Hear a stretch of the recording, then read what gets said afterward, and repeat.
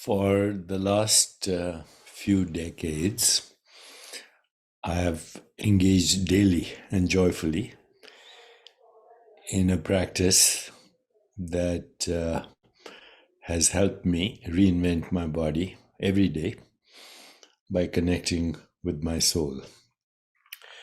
The soul being that piece of universal or cosmic awareness or consciousness that appears to be separate but is not.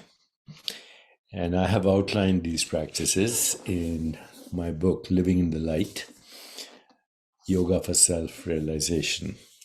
And of course, you know that yoga does not look at the body as a physical object, but as a field of awareness.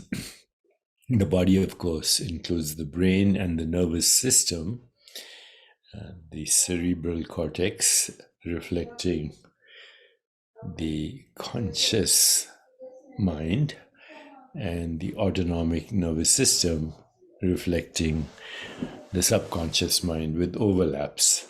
For the yogi, it's one continuum.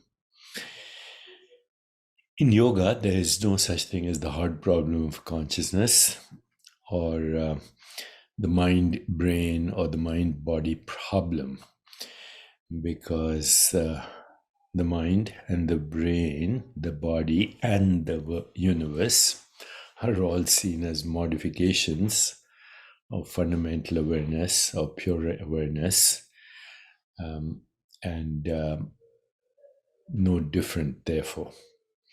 So when we say living in the light, we don't mean living with photons, but understanding the light of awareness, without which photons would not be a concept or a knowing or an experience. You need awareness to come up with the model that we call photons or electromagnetic fields or strong and weak interactions or gravity.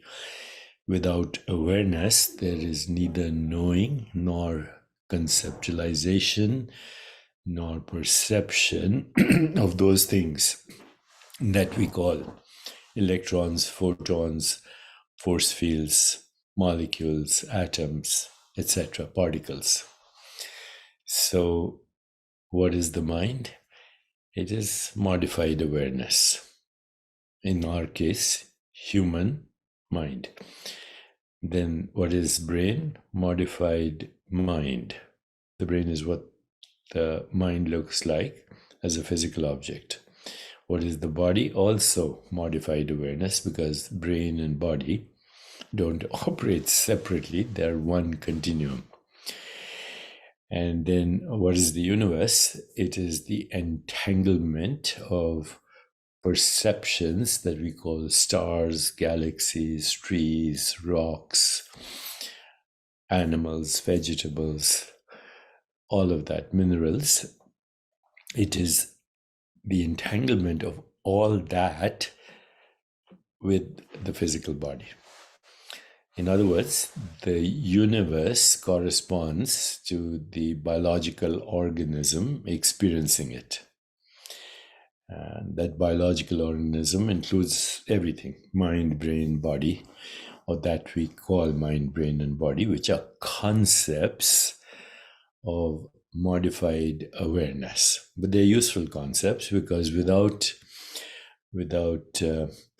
these concepts and these modifications of awareness would remain unknown, no experience. In order for awareness to have experience of itself, it modifies itself into mind, brain, body, and the corresponding universe that matches that biological organism. So every organism has a matching universe. Ultimately, every individual has a matching universe. But I think we can all agree that the universe we experience is entangled with the biological organism that we call this body, mind, etc.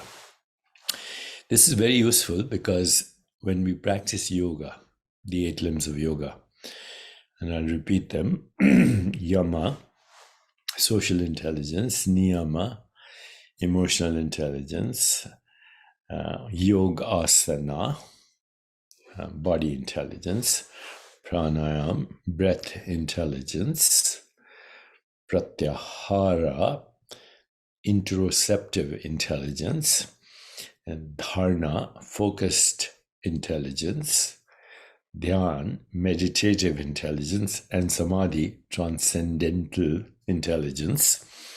And that is what the living in the light means. Then we actually can reinvent the body and resurrect our soul and go beyond the conditioned mind, which gives us the experience of separation. So is there any evidence that a complete yoga session can activate both motor and sensory cortex and even vagal activities? The different poses or asanas, and these include everything from standing poses to sitting poses to forward bends to backward bends to twists to lying poses. But if you do all of these poses, then you understand your body as a complete field of awareness. These poses are here, by the way, if you want to look them up. But now we know that the combination of all these activities, the 8 limbs that I just mentioned, actually change the complete landscape of the brain and the body. Let's look at some of the evidence. When you look at the motor cortex, which is responsible for controlling voluntary movement, then asanas that require balance, coordination, and strength, such as tree pose, vrikasana, and the warrior pose, virabhadrasana. My Sanskrit needs some polishing. Anyway, the warrior pose can activate the motor cortex. The sensory cortex is responsible for processing information from the senses, such as touch, sight, taste, smell, hearing, and asanas that involve deep pressure, such as child's pose, balasana, and supported bridge pose, setu bandha, sarvangasana, can activate the sensory cortex. And then there are vagal activities. The vagus is the longest nerve in the body and plays a role in many bodily functions, including heart rate, digestion, breathing, and yoga practices that involve slow, deep breathing, such as diaphragmatic breathing, ujjayi pranayam, and alternate nostril breathing, nadi shodhana, can stimulate the vagus nerve and promote relaxation.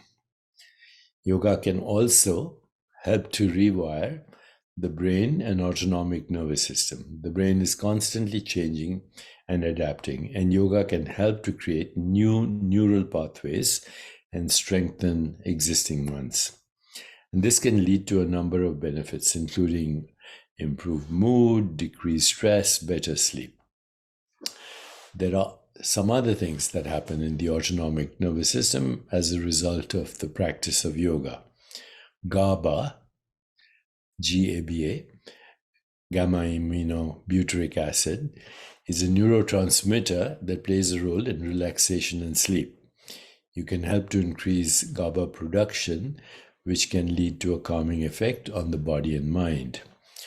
Also, yoga leads to reduced activity in the amygdala. The amygdala is that part of the brain that is involved in the fear response. Yoga helps to reduce activity in the amygdala, which can make it easier to manage stress and anxiety. There's also increased connectivity between the prefrontal cortex and the amygdala. The prefrontal cortex is involved in decision making and problem solving. And yoga can help to increase connectivity between the prefrontal cortex and the amygdala, which can improve the ability to manage stress and emotions. Also, as I mentioned before, there's increased parasympathetic activity, and the parasympathetic nervous system is responsible for the body's rest and digest response. And yoga can help to increase activity in the parasympathetic nervous system, which can lead to a feeling of calm, relaxation, and more.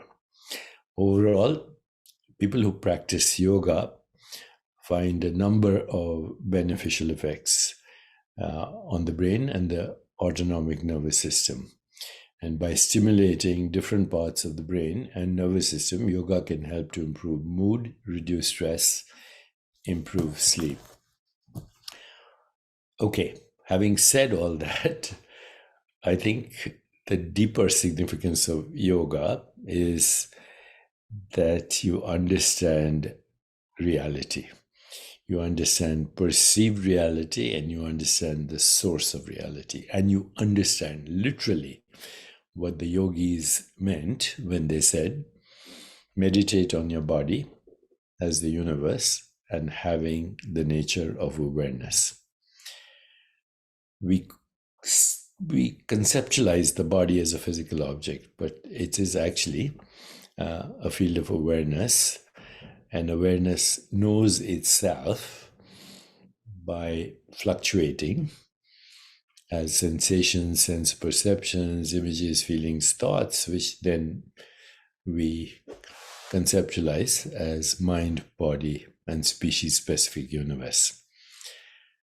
The hard problem in consciousness that modern science is talking about exists only because of naive realism, looking at matter as the ontological primitive, subject-object split, the universe as objective and being present as we experience it, even if we are not experiencing it. And finally, the assumption that the objective universe is independent of the biological experience of it. So I hope this helps, and I hope this will inspire you to live in the light.